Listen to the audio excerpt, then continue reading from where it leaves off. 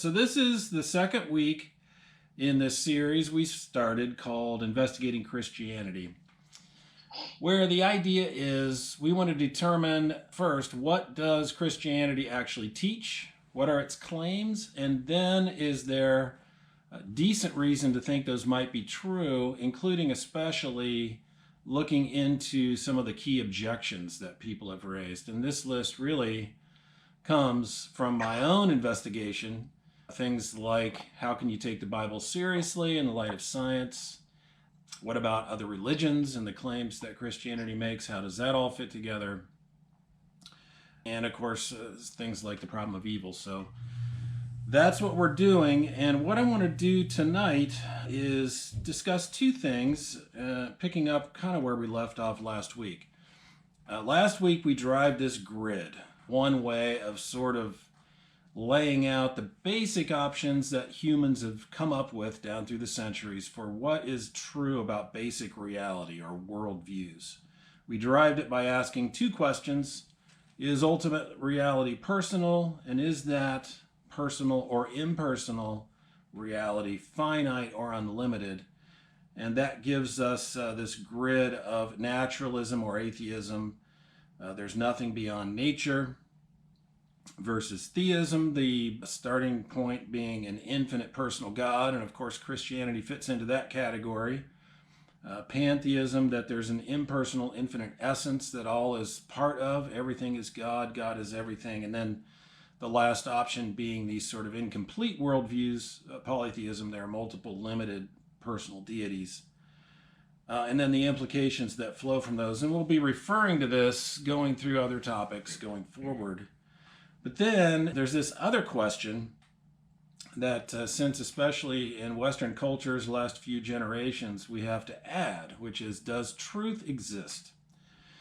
And for centuries, all of the proponents of these various worldviews have agreed that the answer is yes, and just tried to work, with arguments back and forth and discussion to find out what that truth might be.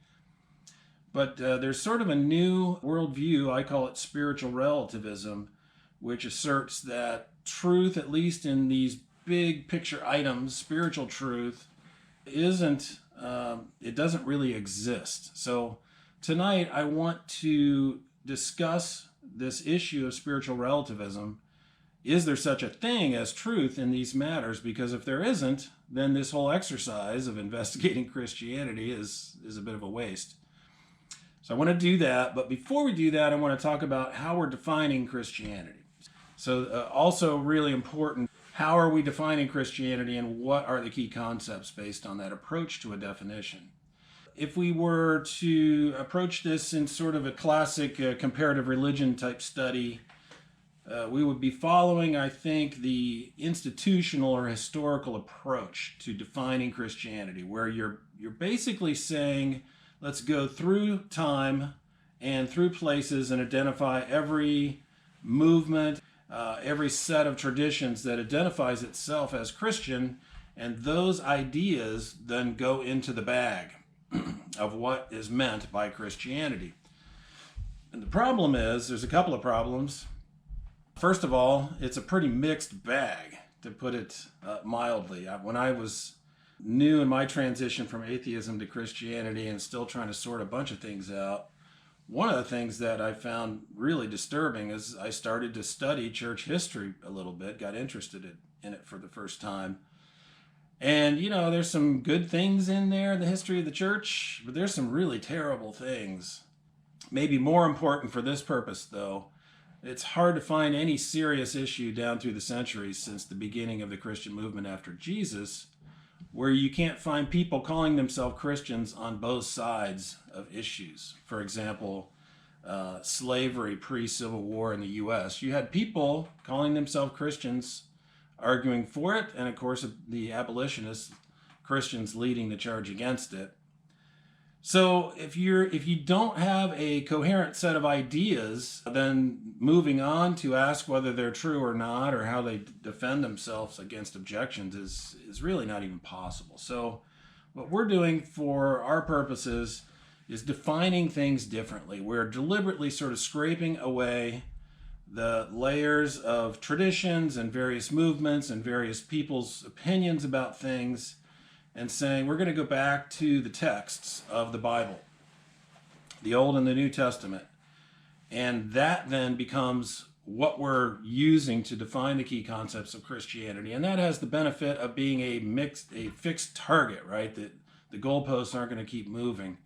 And just to be clear, we're going to extract the ideas from that text, not by appeal to various experts or any particular authoritative tradition. We're going to go back to the text on the basis of standard interpretation. Anytime you want to play fair with a piece of text, you want to follow certain practices of looking at the context, basically trying to get back to what did the original author want to communicate to the original audience. And so that's how we are going to, for the purposes of this study anyway, define Christianity. And so what then do you find if you approach it that way? Going back to the Bible and trying to extract what it says, well, of course, you shouldn't take my word for it, but we don't have a whole lot of time for us all to go off and do our own explanation. So I'm going to give you my summary, and you can take it with a grain of salt, of course. I will say that, to my knowledge, in all times, all cultures, all places, whether it's China after the Communist Revolution and the underground church, or the New Testament church as we knew it through the first couple of centuries, all over the place, lots of different cultures, people that go with the same assumption that let's see what this text has to say on its own terms, land basically on this same set of ideas. All right, so here's how I'm summarizing it. It's a little bit of a trick because I've crammed a lot in here. God is working in history to reconcile human beings to personal relationship with himself. I think that this statement accounts for the whole timeline of the Bible from beginning to end. Just pick out a couple of pieces here. Very, very early on in Genesis 1 and 2, we read things like this, that God says, let us make man in our image according to our likeness. God created man in his own image, male and female, and then it goes on to describe how there is a personal relationship with the first humans and God. So this is back to the worldview thing again, right? That our personness, our capacity for thought and emotion and decision and relationship is not an accident. It's not a temporary illusion. It is, in fact, rooted in the most basic elements of reality, namely a personal, infinite God. So we were created to have personal relationships, and in particular with our personal Creator. But as the storyline quickly moves along, the train has badly come off the tracks. Here's one of many summaries of what's gone wrong from 600 BC or so in the book of Jeremiah. Be appalled, O heavens, at this, and shudder. Be very desolate, declares the Lord, for my people have committed two evils. They have forsaken me, the fountain of living waters, to make for themselves cisterns, broken cisterns that can hold no water. Sort of a poignant analogy in the arid climate of the Middle East. God has created us for a relationship with himself, which, if we're in that relationship, we have unlimited resources that we need. The fountain of living waters.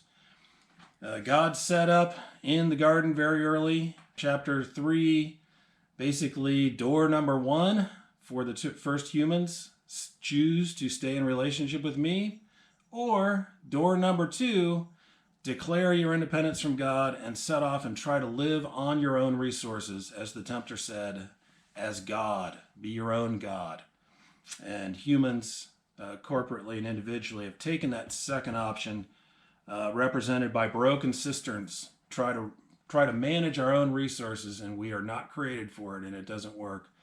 And so this is the biblical analysis of what's basically wrong that leads to all of the tragedy in human history. There's a broken relationship that needs reconciled.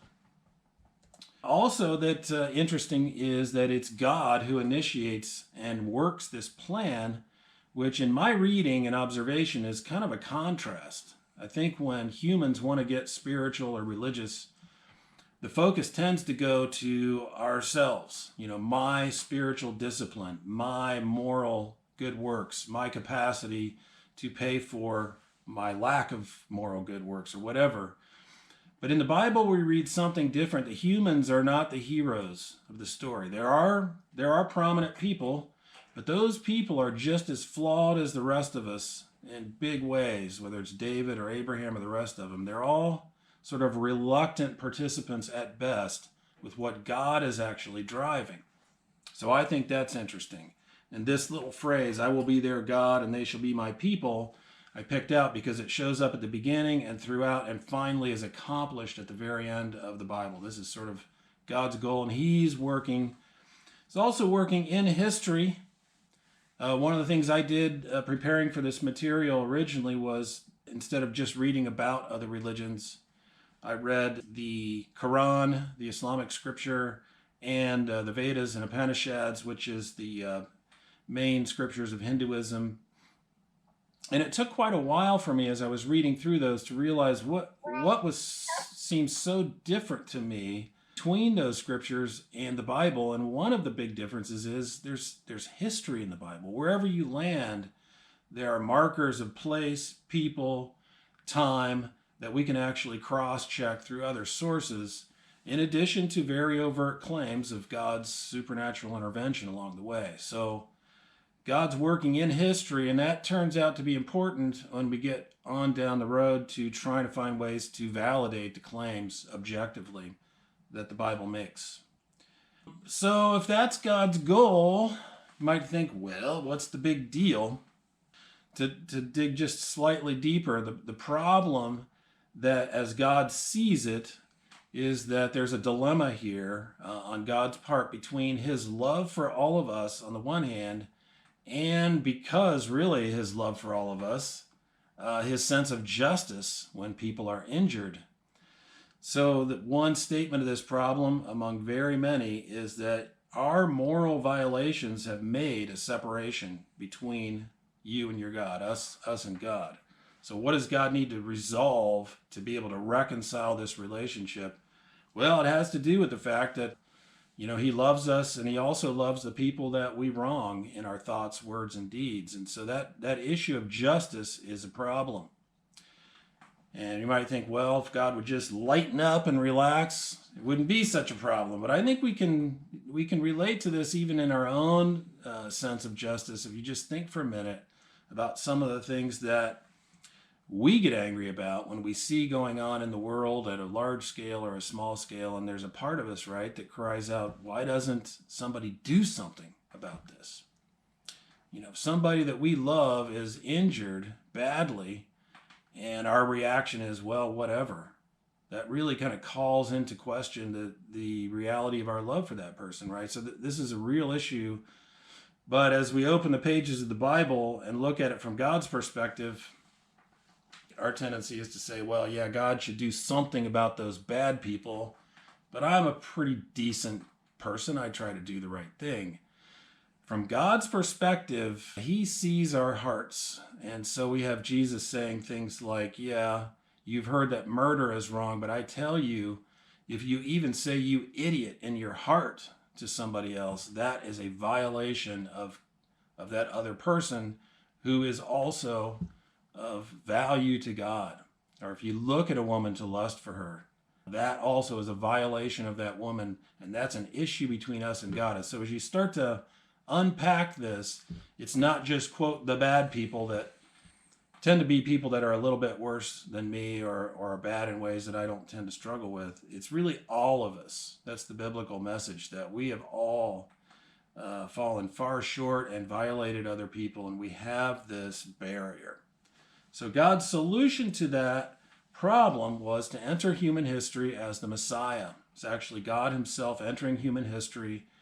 Jesus Christ provides the means for solving this problem, for reconciling our relationship with him through his death on the cross and his resurrection. So that's why this event of Jesus coming to the cross is such a big deal. This event is pointed forward to throughout the whole Old Testament. For example, here in 740 or so BC in the book of Isaiah, predicting forward to this event, he says, "The Messiah was pierced through for our transgressions. He was crushed for our iniquities. The chastening for our well-being fell upon him, and by his scourging we are healed. All of us like sheep have gone astray. Each of us has turned to his own way, but the Lord has caused the moral violations of us all to fall on him." So here's the same problem statement, right? We've all decided to try to live on our own. We've injured other people, violated God's will, and there's a moral problem that the solution is going to transfer that to himself, coming as the Messiah. And then after the fact, another statement of it in Romans, as the Christian movement is starting to move out through the Roman Empire after Jesus' death and resurrection. All of us have sinned, and the Greek there is continually fall short of the glory of God. We are justified or made right as a gift through the redemption which is in Christ, whom God displayed publicly as a payment. And so here's the resolution of the dilemma, right? That God might be both just and the justifier of the one who has faith in Jesus. So this is the core problem statement, God's goal, and in particular how he plans to resolve it. So really, the biblical message, if you boil it down to its most practical sense, is beautiful and simple, and I'm afraid oftentimes the best kept secret down through the centuries. It gets obscured by very different content. But if we go back to the Bible, I think it boils down to something like this. God has an offer of reconciliation with himself as a gift, and he's pursuing each one of us. He's knocking at the door, so to speak. And if Jesus says, if you hear my voice and open the door, I'll come in, start a relationship with you. So that's the message of biblical Christianity.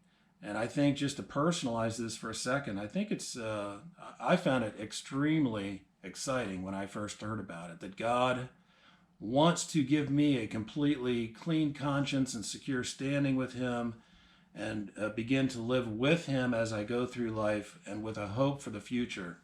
Yeah, I think it's pretty wonderful. Of course, we want to ask, is there any good reason to think it's true? And what about all these various objections? Before we move on for this, one more point I think that's particularly crucial for this kind of discussion, which is that when we open the Bible and start to try to understand what it says, one of the things that it claims is that it is not just speculations from various humans about what God is like, but it's actually authoritative communication from God. So we see these claims all the way through the Old Testament, and here's one in the New Testament. All Scripture is God-breathed, is the Greek. Profitable, therefore, for teaching, for correction, training in righteousness. It's not just guesses by humans. It is actual communication from God that's superintended through humans. And so we see their personalities and their historical context and all of that, but God has managed to get real truth communicated in this book. So as I first encountered that claim, I thought, I had a really mixed reaction. On the one hand, if we can have any decent reason to believe that's true, that is profoundly good news. Because if all we have to go on is guesses, we might assume that there's some kind of prime mover behind the universe, but looking at nature to deduce ethics is a really, really terrible path to go down. A friend said to me, well, animals take care of their young, and I'm like, well, some of them eat their young. Right? I mean, if we're just guessing about maybe there's a creator, but that's all we know, what happens to us when we die? Where do I stand? We are in the dark, big time, right? Unless, as a number of philosophers have said, unless there's communication from that creator that we could have some reasonable basis for. So on the one hand, it would be pretty good news. But my biggest concern was reconciling the Bible with science. And so this claim by the Bible moves things to a whole nother level, right? In things like science. If we read the Bible and it's just, human speculation centuries old, and some of those statements turn out to be false based on scientific inquiry, Well, no big deal, right? They're just people that wrote thousands of years and we didn't know as much back then, right? But the Bible claims to be actual authoritative communication from a God who doesn't lie and knows everything. So all of a sudden, for me, the bar on this whole issue of reconciliation with science and history and all of that goes sky high. So it's kind of a good news, bad news thing. It's a really important component of biblical Christianity as we're defining it. All right, so there's my summary. Again, that you can take it with a grain of salt. I think it holds up to many cases where people have tried to distill, treating this text fairly, what is the main message. So let's move on then. And the second point I want to cover tonight, before we can talk about whether or not these ideas are true, I want to respond to what I think is actually the dominant worldview of our time, which is this assertion of spiritual relativism, that there is no such thing as truth, at least in the spiritual realm. So I've phrased the question this way: is there such a thing as absolute spiritual truth? And by absolute, I just mean truth as we use it in normal life situations, right? Somebody, I do a lot of business travel internationally, and you get off the plane and you rent a car and you need to ask, do people drive on the right side or the left side here? Right? We need to find out the truth, which is independent of my opinion or other people's opinion, because otherwise the consequences could be really bad. We want to know in normal life what beliefs actually correspond to reality. That's what I mean by absolute, independent from my opinion or how passionately I might hold that opinion. Spiritual relativism, as we said last week and just a minute ago, answers this question no. And again, I believe, even though a lot of friends of mine will sort of identify with various forms of other worldviews, atheism or nature religion, polytheism, I think the backdrop, the air that we breathe, the water that we swim in, and so much of Western culture, the way we've all grown up, is really spiritual relativism as the core belief. Spiritual relativism says that these types of areas, does God exist? Is God personal or whatever, are not matters of regular truth. They belong in the category of personal preference, like what kind of music do you like? And what color should we paint the kitchen? Right? People don't talk about truth or falsehood in those areas of preference. So spiritual relativism says these sorts of questions are in that category. And I think there's some powerful appeal to this idea. So I want to explore that a little bit and then respond to it. Spiritual relativism says there is no such thing as spiritual regular truth or absolute truth. And I think for one reason, as my observation, see what you guys think, is that people who believe in absolute spiritual truth tend to execute a bunch of evil and oppressive deeds down through history and around the world. And here's a little example I wanted to share with you. It says, as Easter and Passover approach, we are left to wonder what in God's name is going on. Muslims killing Christians, Christians killing Muslims, Jews killing Muslims, Muslims killing Jews, Hindus killing Muslims, Muslims killing Hindus. In Indonesia, the world's most populous Muslim nation, escalating violence against the Christian minority is spinning out of control. In India, Hindus and Muslims have been killing each other by the hundreds over plans to build a Hindu temple on the ruins of a 16th century mosque torn down by Hindus in 1992. In Afghanistan, Muslim tribes battle each other. Islamic terrorists kill American soldiers of varied religious affiliations, and the American soldiers in turn kill Muslims. Now I'm going to go to the next page, just because I couldn't fit it all on the same screen. But in the article, this next sentence follows directly from what I just read. So follow the argument being posed here. The next sentence says, years ago, a lifelong friend stopped by to save me. A world-class hellraiser in high school, he had been born again, he declared, and he was worried about my soul. If you were to die today, he asked, would you be assured a place in heaven with God? I can answer that question with absolute certainty, I replied, only after I'm dead. Without doubt, he said, he knew he was going to heaven, and if I believed as he believed, then I too could be so assured. How unjust to the rest of humanity if it were true that one particular brand of religiosity is the only key to salvation. The late Sidney J. Harris, a columnist and philosopher, wrote, there can be no right religion, only right people. Now, there's a couple of arguments in there, but the main one I want to get out of this is his implication is after he lists all of these horrible things being done by religious people and sometimes explicitly in the name of their religion, right? He switches to this friend of his who comes to him and says, hey, I know how to get to heaven, and if you believe like me, then you too can know that you're going to heaven. And the argument is, look, all of these horrible religious things come from people that believe the way this guy does, that his beliefs are not just true for him, but true for me too. That's the argument. And I think there's some powerful appeal there to it. I would add, from my own observation, kind of this way, that the power and the appeal of spiritual relativism includes this idea that, look, if anything should be my own personal choice, it should be these level of deep beliefs at the spiritual and philosophical level. And of course, yeah, I think that's a very difficult statement to object to. But spiritual relativism means something a little bit different than at least I would have years ago taken from that claim.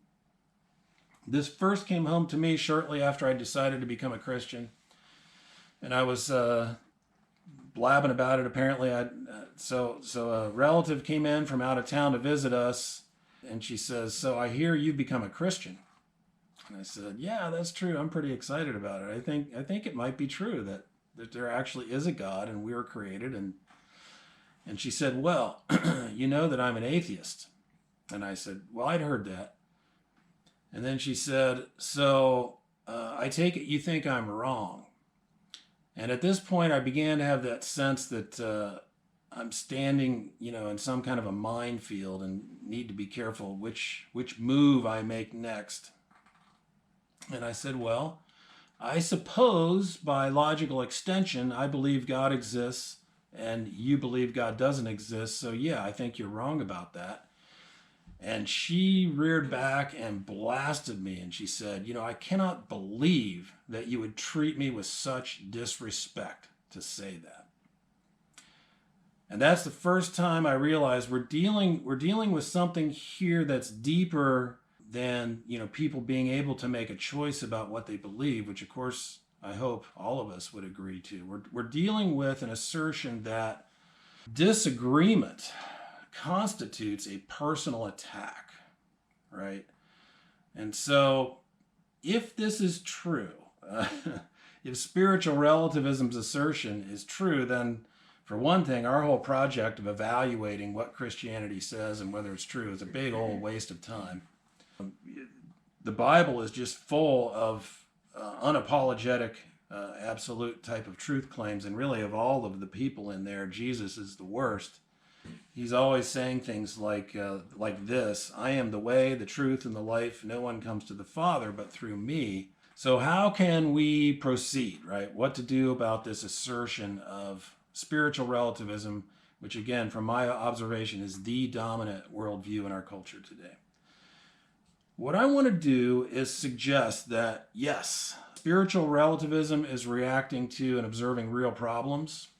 There's no doubt that in the name of religion, including Christianity, there's been a ton of horrible things done, and that the right for people to choose for themselves their own beliefs. I totally agree with that.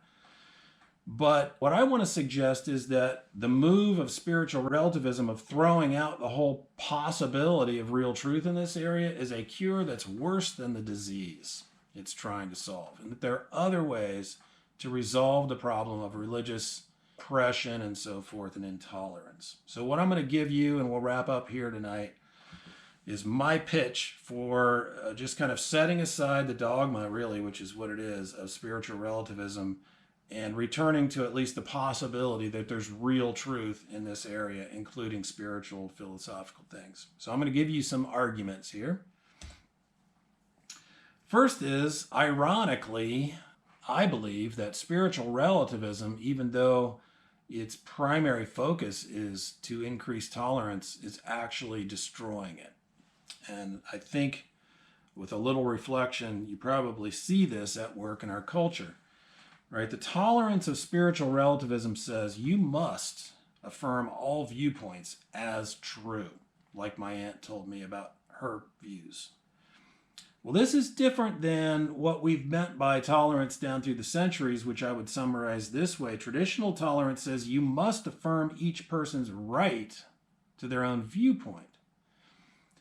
So within the guidelines of traditional tolerance, we're assuming that you and I, as human beings, are in the same boat, right? We're trying to figure out what might be true out there beyond us.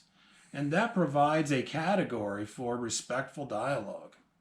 We can actually get on the same team and look at this search for truth as a problem we solve together. But unless we happen to agree on everything of any import, which we do not, in case you didn't notice, what happens under the tolerance of spiritual relativism? Well, what happens is the mere act of trying to conduct any kind of an argument is seen as a personal assault and is forbidden and punished. And really, having removed this possibility of respectful dialogue, what we're left with is not tolerance and harmony. We're left with a power move as the only fallback. Somebody's going to win, and it's not going to be about argumentation or appeal to reason. It's going to be about who gets to impose their will on other people when our beliefs conflict out in the real world we share. And I think you see that all over our culture. I believe it's a really poisonous byproduct of this underlying consensus of spiritual relativism. So ironically, I think a return to the possibility of real truth makes possible real tolerance. Also going to suggest that historically, it's not really true that religious belief is correlated to evil.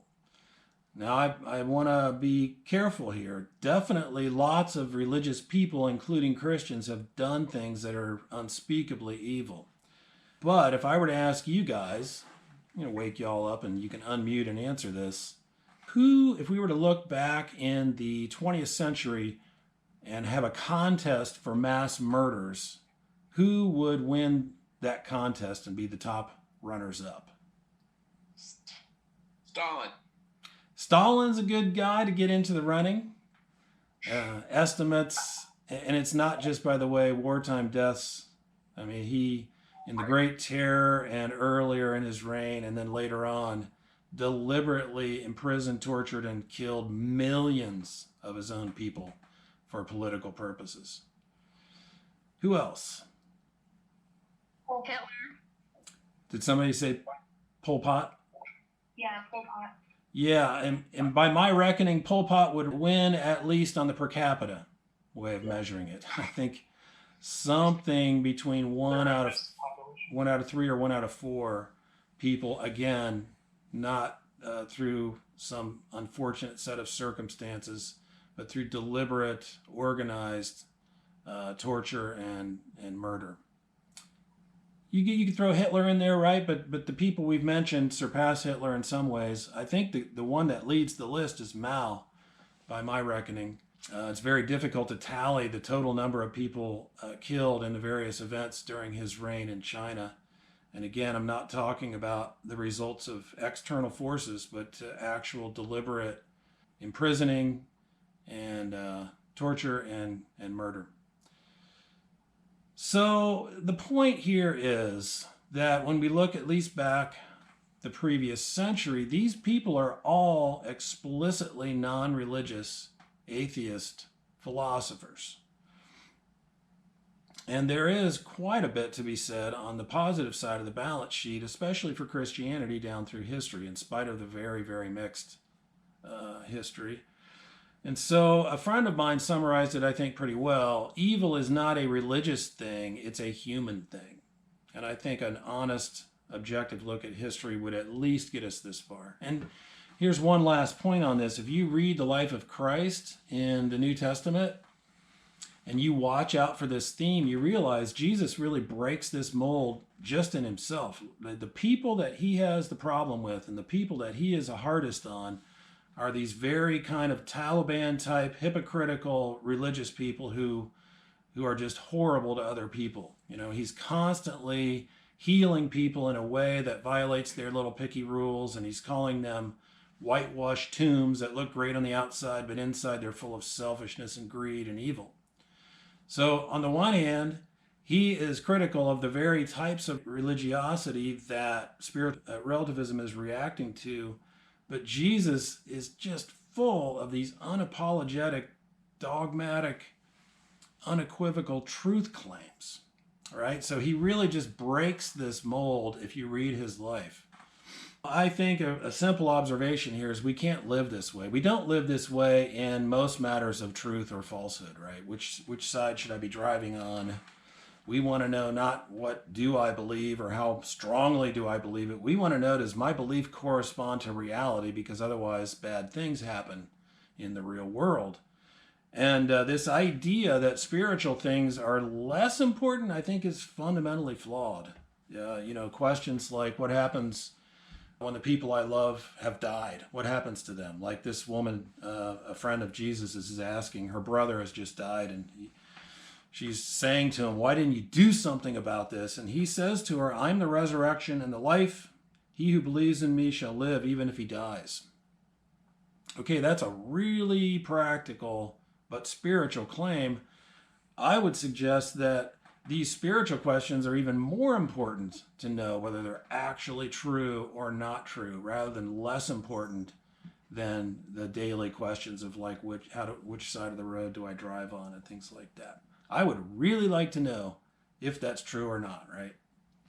Finally, there's the issue of who says that there is no such thing as spiritual truth.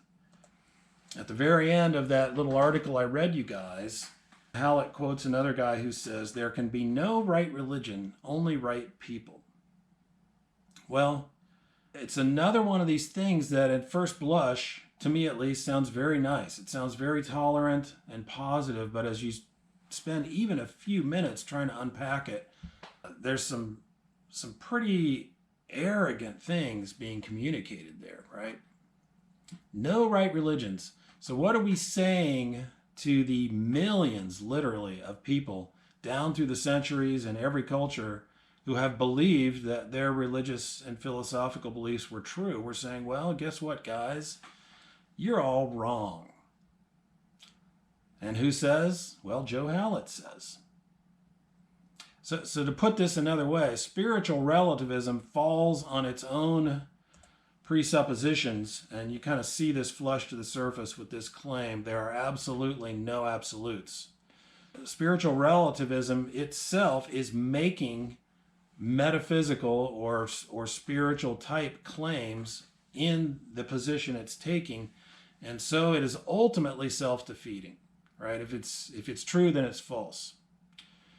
And people realized this a couple generations ago when this whole idea started in the philosophical community under the heading of logical positivism, which said that there are no such things that are true other than things that are definitionally true, like mathematics, or empirically verified, like direct observation of the mass of a proton or something. Well, people pretty quickly realized that statement is neither definitional nor empirical. Right? So it's self-defeating. It's a metaphysical claim in and of itself. So basically what I'm saying for the purpose of this study is inviting people to just at least temporarily just set aside the dogma that we all live with of spiritual relativism and instead roll up the sleeves and do the hard work that we do in the rest of life whenever we want to know the truth of a particular statement, like should I take this job or should I marry this person?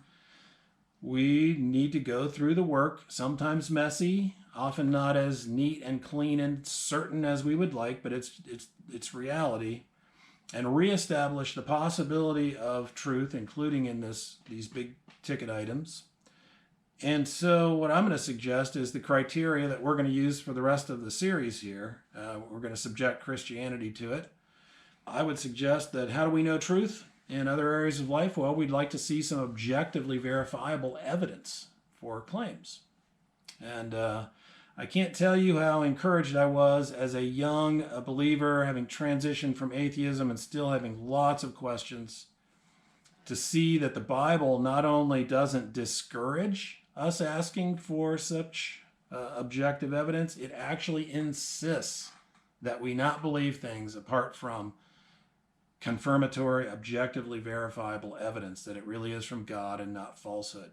Don't believe everything that you hear, it says in 1 John. So, secondly, I would suggest that truth claims at minimum should be consistent with themselves. So by this criteria, assertions that the Bible contradicts itself, I take very seriously. How can we affirm that something is true if it internally contradicts itself in the core set of claims? And finally, and we'll end here, this is sort of the does it work test, right? Is the basic picture consistent with observable reality, sort of at a large scale and day-to-day life? Does it correlate with what we observe? And so I'll end with this set of diagrams that I think summarizes the biblical view of reality, and just share with you ways in which I think it does, in my observation and experience, work. So this is a picture, I think, of how God says we were created to live. You've got a relationship with God and me, and these core human needs that we have for direction. How should I operate in my relationships? What's important in life? How do I resolve conflicts? Whatever. Our need for direction, for provision, for significance, right? And for a sense of security about the future. Those core things are intended to be derived from a relationship with God. And in that context, then, our relationship with other people horizontally can be fundamentally outward in a very practical way, because God has my back. I'm operating from an abundance here as we were created. And so we can show other people wise love, which, by the way, the Bible says was also a core part of how we were designed to live in community, in a love-giving relationship with other people. So as we said, the Bible says what's gone wrong here is that humans, corporately and individually, have declared their independence from God, and they have severed that relationship and attempted to live as our own little self-sufficient captains of our own ship. Very appealing to all of us to try that, I think. And even if we don't intend for this to happen, the inevitable result is that in terms of our relationships with one another, we didn't get rid of our need for direction, for provision, for protection, for significance and security.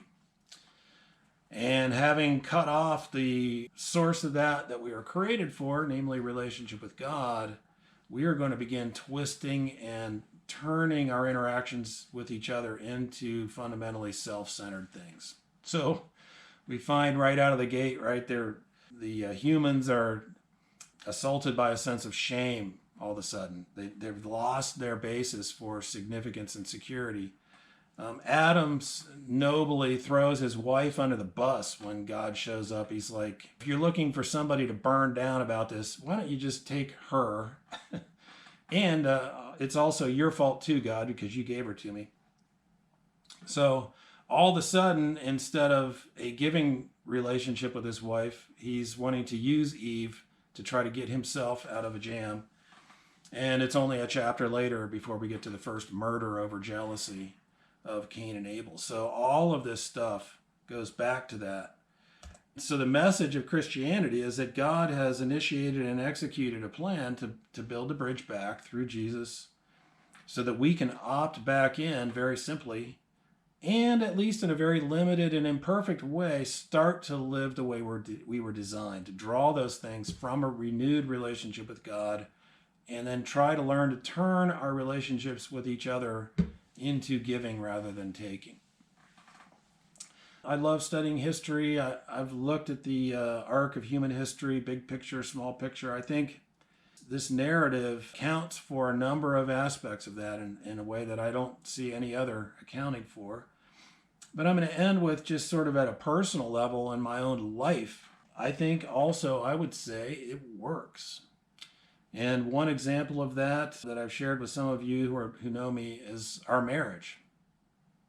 So Deb and I married young and foolish. Now we're old and still pretty foolish, but coming up on our 40th anniversary in June, by the way. But a few years into our marriage, things had gotten into a very bad situation.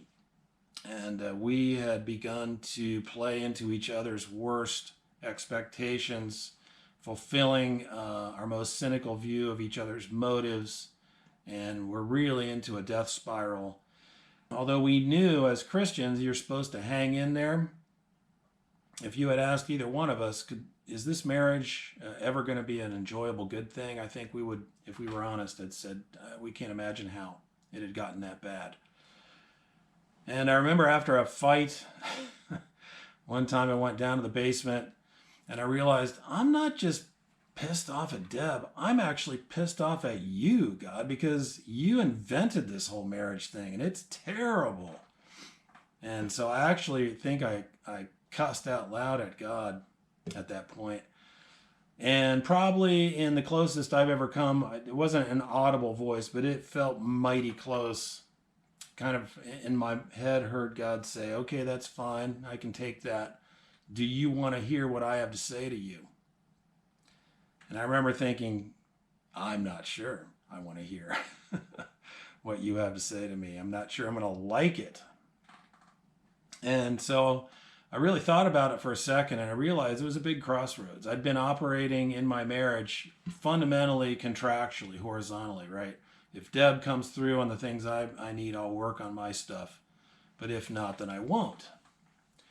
And all of a sudden, I said, all right, God, what's your insight in this situation? And immediately this verse from Ephesians 5:20 came to mind, which says, husbands, love your wives the way Christ loves the church and gave himself up for her. And I did not find that a pleasant thought. But basically, it was a turning point where God is saying, what I want you to do is to quit looking at your wife in all of this and start relating to me about it. And if you're seeing a deficit, you need to trust me with it. And you need to concern yourself with giving to your wife unconditionally. So start looking at your marriage vertically rather than horizontally. And I remember thinking that's a risky proposition to try to go down that road. Fortunately, Deb went through a similar thought process right during that time, and we both decided to give it a try. And amazing, within weeks, things were actually back to experientially enjoyable, which was like miraculous. And that's proven to be a basis of, very, very imperfect marriage relationship. We still have our issues. But I think this is a concrete example that both in the big picture and the small picture corresponds to reality, and it works. So let's end there. We talked about how are we defining biblical Christianity, and based on that approach, what are the key ideas that we want to subject to truth tests?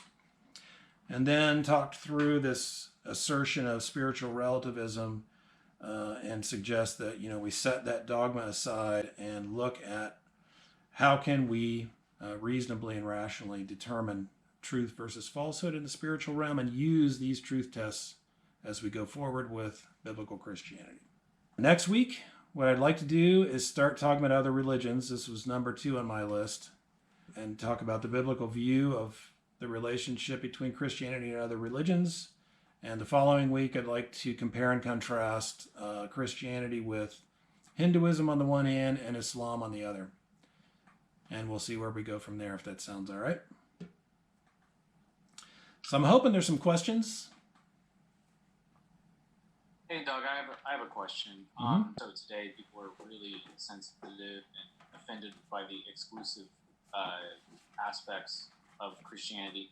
Like, is there any way for us to have these conversations with people without it being so offensive? That's a great question, and I don't know that I have a single answer. I think that in spite of this consensus, people really do, especially when life is pressing us, people really do want real truth, not just, this is my belief that I like at the moment. So there's a positive side to rationality coming into this, that when I find an opportunity, I like to try to paint that picture that, hey, look, we really enjoy the possibility of actually knowing something in this area of hope.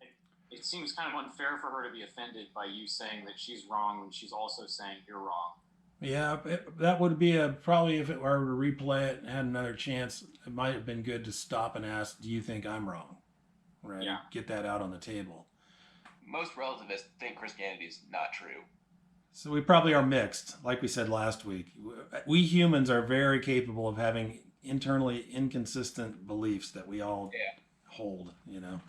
I remember being confronted by somebody who was really angry when she found out I was a Christian, and, you know, obviously I'd assumed all kinds of things, most of them I didn't know because of that. And I remember she said, "What would you say to this guy?" And I said, "I would tell him that God loves him." And so I think sometimes just rather than trying to provide the reasonable basis for us, just stating the message there, right? Which is fundamentally simple and I think delightfully positive, and just ducking, the whole question about reason until, like you said, Brandon, until, at some point people need to know. I needed to know. Does this hold up? Does it hold water? And when people want to know, you can have a very effective, enjoyable conversation.